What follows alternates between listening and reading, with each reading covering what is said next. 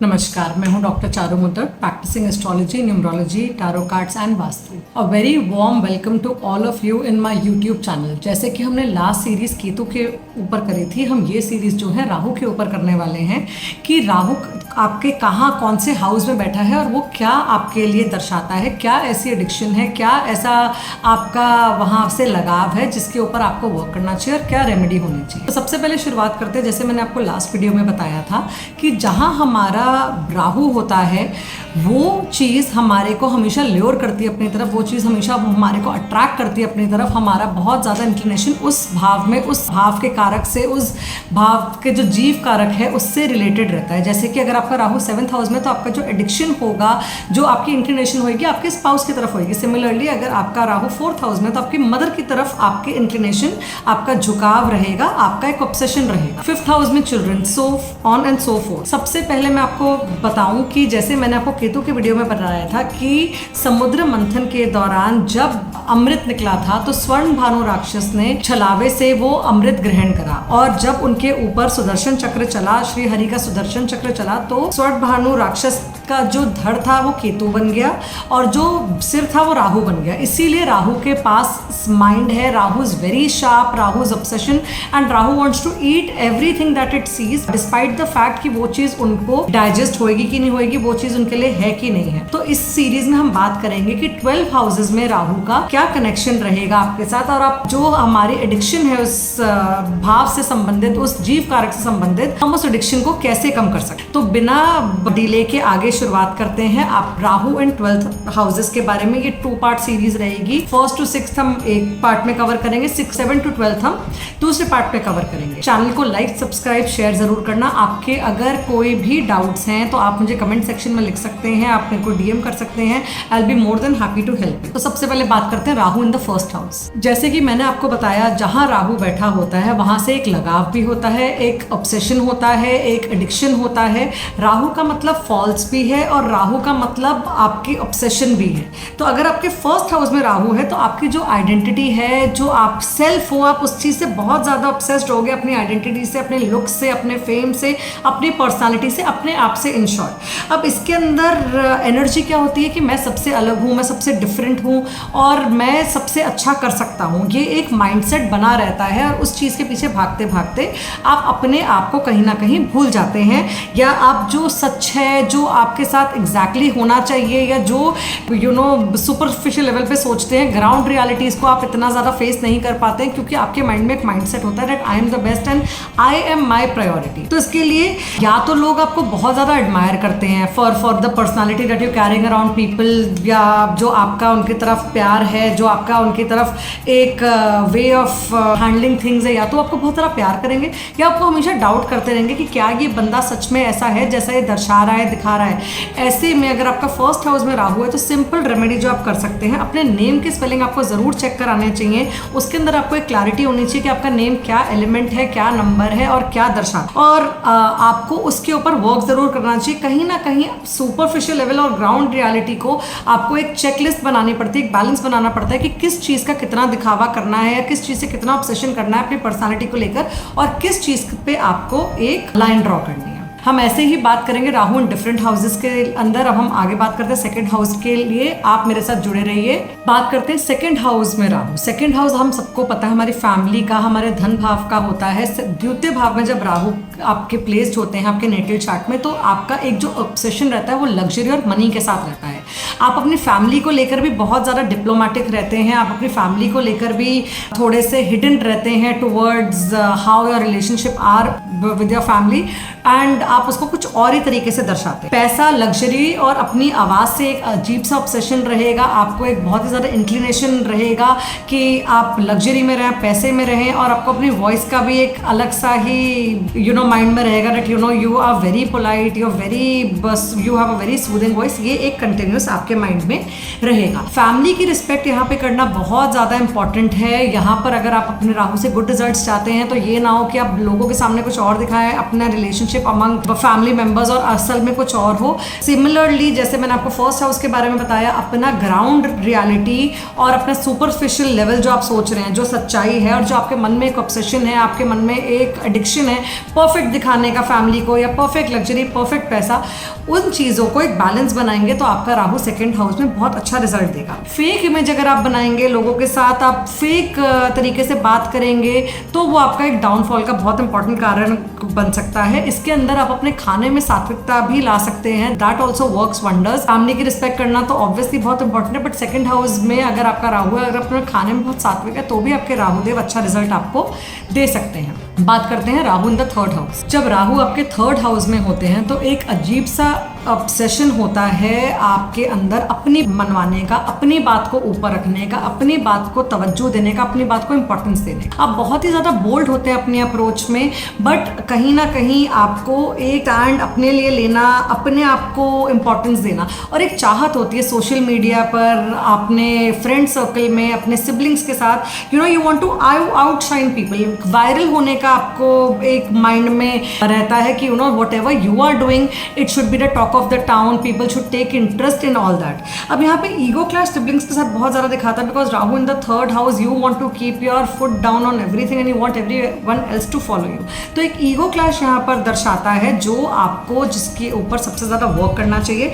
बहुत सिंपल सी रेमेडी, अगर आपका राहु थर्ड हाउस में है तो अपना जो आपका बोलने की क्षमता है, जो आपकी लिखने की क्षमता है, वो औरों की हेल्प में आप यूज़ करिए, वो सेवा के लिए यूज़ करिए, समाज सेवा के लिए यूज़ करिए, तो आपका जो राहु है थर्ड हाउस में बहुत अच्छे रिजल्ट्स देगा। अगर आप अपनी ईगो को साइड रख के सामने वाले को सुनेंगे, अपने सिबलिंग्स को इक्वलेंट मौका देंगे आपको सपोर्ट करने का और उनकी बात को ऊपर रखने का, तो भी आपका राहु यहाँ पर बहुत बैलेंस्ड होएगा। राहु जहाँ पर होता है वहाँ एक छलावा होता है, वहाँ एक एडिक्शन होती है, वहाँ एक ऑब्सेशन होता है, बट वो फॉल्स भी होता है। तो द आइडिया इज, जिस भाव में आपका राहु बैठा है उसको आपने कैसे ब्रेक करना है, और आप उसके साथ कैसे अपना एक इंटरेस्ट फॉर्म कर सकते हैं, कैसे आप उसको एक ब्रेक थ्रू लेवल पे ला सकते हैं कि आपका जो सुपरफिशियल सोच है और जो ग्राउंड रियलिटी है उसको एक इक्विलिब्रियम पे लाकर आप उससे कैसे अच्छा रिजल्ट ले सकते हैं। बात करते हैं राहु जब आपके फोर्थ हाउस में होता है। राहु जब आपके फोर्थ में हाउस में होता है तो आप अपने कंफर्ट लेवल को, अपने जो घर का कंफर्ट है उससे बाहर आप निकलना नहीं चाहते,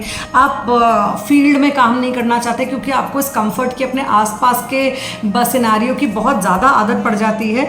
यहाँ पर आपका जो कांस्टेंट ऑब्सेशन रहेगा अपने इमोशंस के साथ रहेगा, आप कहीं ना कहीं अपने इमोशंस बयान नहीं कर पाएंगे, आप कॉन्स्टेंटली उसी कश्मकश में रहेंगे कि आप अपने इमोशंस को, you not able to either identify your emotions और not able to share your emotions with people around you.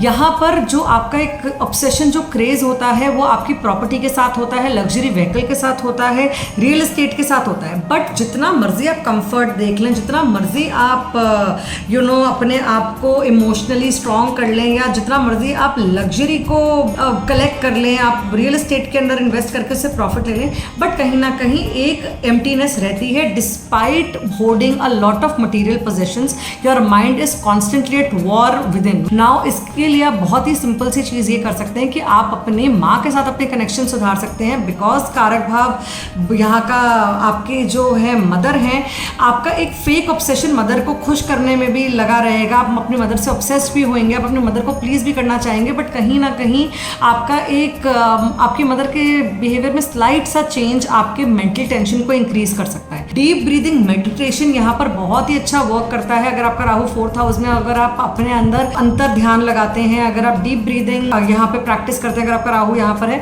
तो फोर्थ हाउस का राहु आपका पॉजिटिव रिजल्ट देने लग जाता है। जो आपके माइंड में एक स्ट्रेसफुल एनवायरनमेंट रहता है अपने मटेरियल पोजेशंस को लेकर, despite having material possessions, not having the mental peace, it works wonder in that. बात करते हैं Rahu in the fifth house की। फिफ्थ हाउस में राहु की हम बात कर रहे हैं। फिफ्थ हाउस आपके लव अफेयर, आपकी क्रिएटिविटी का होता है। तो यहाँ पर आपके लव अफेयर जो होते हैं वो बहुत ही ज्यादा रोलर कोस्टर वाले होते हैं, सडन ब्रेकअप, सडन पैचअप।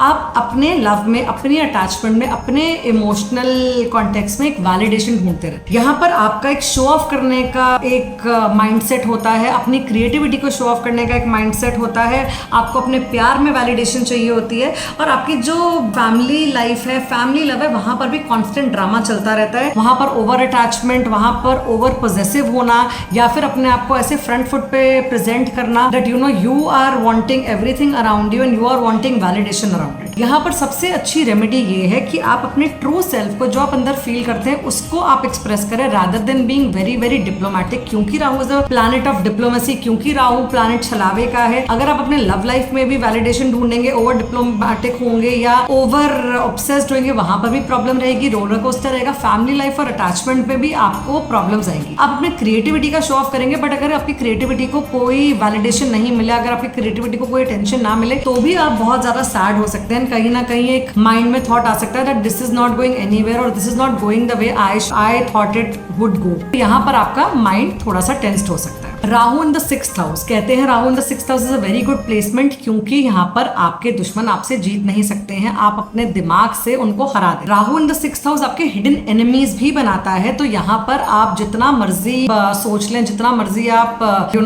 अपने कंपटीशन के बारे में सोच लें, एक तो यहाँ पर एक टॉक्सिक कंपटीशन बनाता है, यहाँ पर हिडन एनिमीज बनाता है, और यहाँ पर एक जीतने का ऑब्सेशन बना देता है कि what ever I am doing amongst my piers, amongst my competitors, I should be the best. तो यहाँ पर ये ऑब्सेशन आपको जो है वो गिव अप करना पड़ेगा। एक फिटनेस को लेकर अजीब सा जुनून रहता है that you want your body to be fit, you want your body to be fine, और इसकी वजह से आप बहुत ज्यादा ओवर ऑब्सेस्ड होते हैं। अपने दिमाग से खेलने से आप दुश्मन बना सकते हैं, हिडन एनिमीज बहुत हो सकते हैं, एनिमीज के ऊपर आपको जीतने का एक कांस्टेंट जुनून रह सकता है, जिसकी वजह से आप अपने आप के ऊपर एक सेल्फ हार्म करते हैं, क्योंकि आप अपने माइंड पर इतना प्रेशर डालते हैं। यहाँ पर बहुत इजीली कोर्ट कचहरी हो जाती है, बहुत जल्दी लॉ सूट्स डेवलप हो जाते हैं, लीगल लिटिगेशंस बहुत इजीली आपके ऊपर हो जाती हैं, क्योंकि आप अपने हिडन एनिमीज के ऊपर एक कंपटीशन बनाना चाहते हैं, तो आपके ऊपर कोर्ट कचहरी का भी बहुत जल्दी से चक्कर पड़ सकता है। आप अपनी खुद की इमेज अपने ओवरवर्क करने से, ओवर स्मार्ट बनने से सेल्फ सैबोटेज की तरफ जा सकते हैं, अपनी खुद की इमेज खराब कर सकते हैं,